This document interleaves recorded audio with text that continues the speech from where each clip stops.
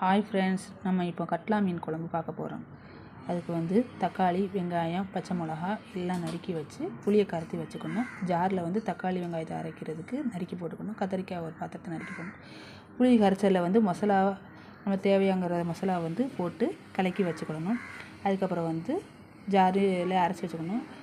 சட்டியில் வந்து எண்ணெய் கொஞ்சம் ஊற்றி கடுகு, வெந்தயம் எல்லாம் போட்டு நம்ம வந்து வதக்கி வச்சுக்கலாம்.